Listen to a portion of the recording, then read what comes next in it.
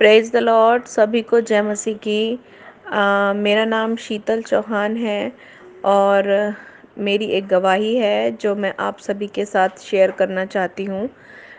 Actually पिछले 2 महीने पहले मेरे मामा जी की तबीयत बहुत ख़राब थी और उससे भी 2-3 महीने पहले से उनकी तबीयत ख़राब चल रही थी। उनको टाइफाइड हुआ था और उनका टाइफाइड बिगड़ गया था। उन्होंने उसके मुताबिक परहेज़ नहीं किया होगा शायद, तो बिगड़ते बिगड़ते उनकी तबीयत बहुत ख़राब हो गई।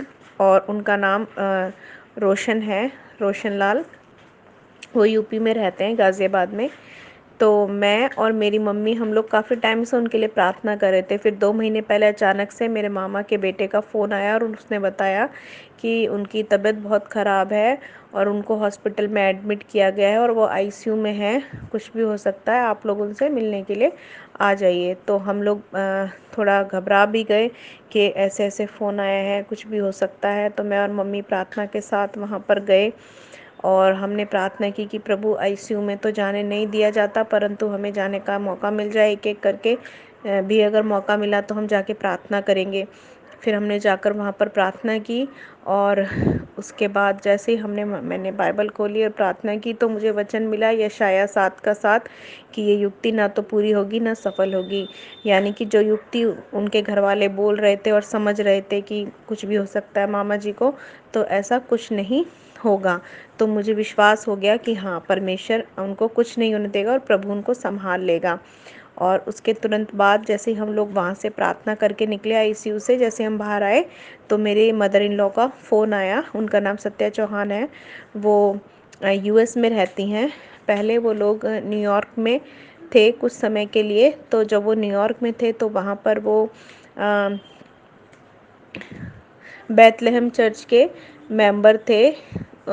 तो उन्होंने मुझे बोला कि शीतल, सिस्टर रोजलीन का नंबर मैं सेंड करती हूँ तुम्हें और तुम उनसे प्रार्थना कराओ मामा जी के लिए और वो ठीक हो जाएंगे।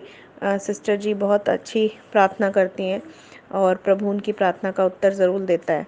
तो मैंने कहा ठीक है मम्मी। हम लोग इतने ज़्यादा घबरा चुके थे उस वक्त कि कुछ मतलब कि घर वालों को देख रहे थे कि वो लोग बिल्कुल अपनी होप खो चुके हैं। तो हमने कहा हम जो भी हो सकता है हमसे बन पड़ेगा, हम लोग करेंगे। तो हमने सिस्टर जी को फ़ोन किया और फिर सिस्टर जी ने तुरंत हमारे लिए वहाँ पर प्रार्थना की। मैं अंदर दोबारा से आईसीयू में जाने का मौका मिला और मैं फ़ोन को लेकर गई वहाँ पर और मामा जी के कान पर रख के हमने प्रार्थना कराई और सिस्टर जी ने बहुत विश्वास के साथ और परमेश्वर के वचनों की घोषणा कर करके मामा जी के लिए प्रार्थना की और मामा जी को और हम सबको बहुत अच्छा लगा। और उस वक्त जैसे ही प्रार्थना की तो मामा जी कह रहे मुझे बहुत अच्छा लगा है बेटा, और उनको बहुत रिलीफ फील हुआ। और उसके बाद जब अगले दिन हम लोग उनको देखने गए सुबह, तो उन्होंने बताया कि पिछले 3 महीनों में वो पहली बार इतने चैन से सो सके और उनको बहुत अच्छा फ़ील हो रहा है। पहले से उनका बोझ और एक भारीपन जो था उनके अंदर, वो दूर हो चुका है। और कह रहे थे बेटा मुझे अब भूख भी लग रही है, वरना पहले मुझे इतने महीनों से भूख नहीं लगती थी। तो प्रभु का धन्यवाद। और उसके 1-2 दिन बाद ही मामा जी को वहाँ से आईसीयू से छुट्टी मिल गई और वो पूरी रीति से ठीक हो गए। और अभी उनका इलाज चल रहा है, क्योंकि टाइफाइड की वजह से जो कमज़ोरी बदन में आई थी उसकी वजह से उनके शरीर में टीबी की बीमारी बन गई थी। तो उस बीमारी की वजह से उनके शरीर में कमज़ोरी आ गई।